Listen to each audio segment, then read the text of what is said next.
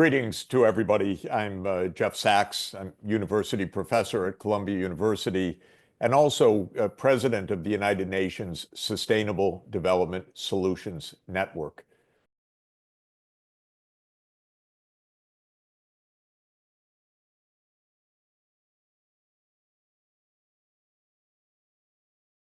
So whether it's at Columbia with the MDP program or helping to lead a network of 2,000 universities around the world committed to sustainable development, I'm seeing a lot of how development is progressing and how it's changing in this very dynamic, disrupted period in the world. I believe that the Sustainable Development Challenge is not only the central challenge for the world, but that it is the most active and dynamic challenge that is being pursued by governments all over the world, by businesses, by civil society, and none of that is changing despite all of the disruptions of recent years. The changes of politics in the US and other countries, the big disruptions caused by the COVID pandemic, the disruptions caused by the conflicts that have shifted or even led to significant cuts of development aid and so on. None of this is stopping the basic direction of change, which is the world needs sustainable development. It needs it urgently and around the world in all different parts of our society, whether it is governments, whether it is the business sector, whether it is academia, whether it is civil society. This need is felt. Now, it's clear we're in a very disrupted period. In every aspect of global society, we're in a new era. The world has moved from what was once ostensibly a U.S. unipolar world, or at least that's what many American leaders thought, in which the United States claimed, true or not, to be a leader on many of these issues, to a multipolar world in which the United States government, at least for the moment, is pulling out of many of these topics, out of the Paris Climate Agreement and out of development assistance and so on. But as I travel around the world, and just in recent weeks in China, in India, in Russia, soon in Brazil, in Addis Ababa at the African Union Summit, in the Middle East, in the United Arab Emirates, and in Saudi Arabia, and in many, many other countries, also across Europe. Nothing is going away of this development challenge. And we're seeing the complexity and the urgency of this challenge because we're right in the midst of ecological disruption, as well as the geopolitical and obviously the technological disruptions coming from AI and coming from many other new technologies. So what does it add up to? Well, everyone's looking for new approaches, new answers, how the multipolar world is going to work, where there are going to be new sources of dynamism and inspiration. Old funding models that basically look to Washington aren't going to look to Washington anymore, but they are going to look to the Gulf countries, or they're going to look to Southeast Asia, whether it's Jakarta or Kuala Lumpur, or they're going to look to China, to places like the new development bank.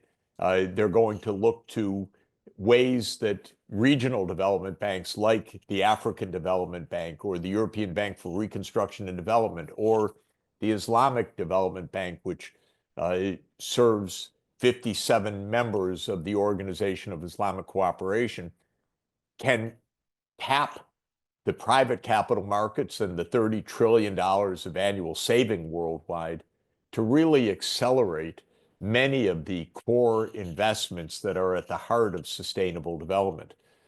What I'm seeing is that in the midst of all of this upheaval, all of the shocks that have come, all of the disruptions, the determination to accelerate sustainable development-based transformation is actually greater than ever.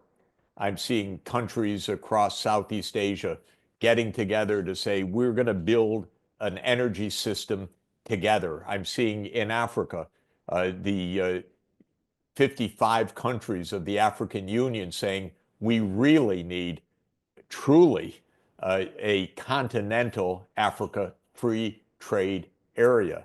And with a new African Union Commission, with the new leadership coming to many of the development banks of Africa, there's a determination that the next decade is really going to be a breakthrough era.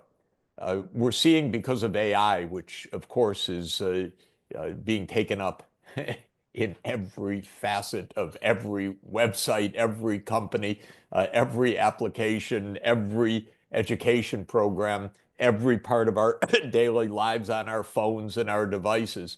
We're seeing incredibly interesting and creative approaches to tap the new technologies for purposes of sustainable development. Just in recent weeks, as I've been to Moscow, as I've been to Beijing, as I've been to Delhi, as I've been to Dubai, I've heard incredible examples of new systems approaches for health, healthcare, for education, for payments, for online trade and finance.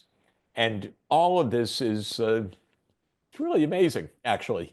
And despite the headlines and the politics and the aid cuts and so forth, on the ground, wow, what is happening is truly dynamic. It's not everywhere. It's not in the mouths of every leader, but it is taking place in every region of the world. So what does this mean in terms of uh, where the jobs are going to be in the future, the kinds of skills, what kind of education is needed? At the core of the MDP idea from the start is we need to understand the interconnections of what's happening to the Earth's physical systems, the climate or the biodiversity or the hydrologic cycle, with how we should engineer the power system, new forms of energy, new forms of transport, new organization of cities. We need to understand that with how to connect to politics, especially how governments can work together at the regional level, or subnationally, how national governments and city governments or metropolitan areas can work together to get the financing right. The idea of the MDP program is help build a holistic understanding of the core challenges of sustainable development, meaning the economic, social, environmental, and geopolitical challenges, with the understanding of the what to do's to actually achieve the goals that the world has adopted, but is struggling because they're complicated to actually put into place. All of this disruptive change that I've talked about in geopolitics, in, unfortunately, the acceleration of human-induced climate change, in the introduction of the new technologies, makes the MDP concept even more essential than before, because we're really at the interface of physical Earth change, technological and systems change, and politics and economics. And so the whole idea, understand that interconnection. So whether you end up in a business, in a sustainability department, eventually VP for sustainability or CEO of a company that is on track to take advantage of the new markets of sustainable development, or whether you're going to a regional development bank or a government institution, or working with ASEAN, or working with Mercosur, or working with the Arab League, or working with the UN regional bodies like UNECA, the Economic Commission for Africa, or UNSCAP, the Economic Commission for Asia and the Pacific. All of these uh, combination of skills in understanding sustainable development holistically will be of incredible importance for whatever line of activity you choose. And that's why I believe that the concept that we launched 15 years ago now with the Masters of Development Practice not only is proven in its significance, but is becoming more and more important over time. It's why when I was lucky to be asked by then UN Secretary General Ban Ki-moon to help create a network of universities around the world, it suddenly had dozens, then hundreds, and now more than 2,000 member institutions around the world, because every university is saying, this is what students want. This is how they need to train. This is what the businesses, the official organizations, the governments, the multilateral institutions, civil society organizations are asking for, people who are trained to understand the complexity of the changes that are underway.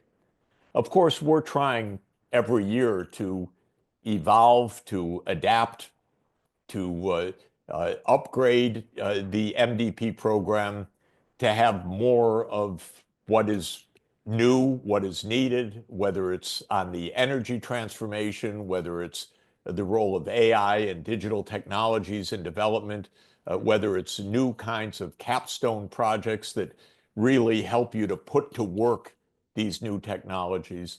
The program is adapting and I would say itself running alongside the rapid changes in the world. But the core idea of the program remains as the essential point, which is we want you in your training to understand holistically where the world is and where it needs to be, so that you can play a leadership role in helping to move from where we are today to the future we want. This is a kind of design program, but it's not designing a building or an urban landscape. It is helping to shape the world's future so that it is prosperous, fair, environmentally sustainable, and peaceful. Those are the four pillars of sustainable development. You'll learn all about that in the MDP program. You'll get practical skills in each of those pillars, practical skills about how the climate change actually works, practical skills about energy systems choices or food production, practical skills about the financing or the political strategies, practical skills about regional integration and peacemaking. Remember that SDG 16 is about peace. SDG 17 is about global cooperation and partnerships. So the idea remains at the core. The specifics, we're keeping up, and it's a lot to run with because the world's changing very, very rapidly. I hope you will join this effort. The world needs leaders in sustainable development.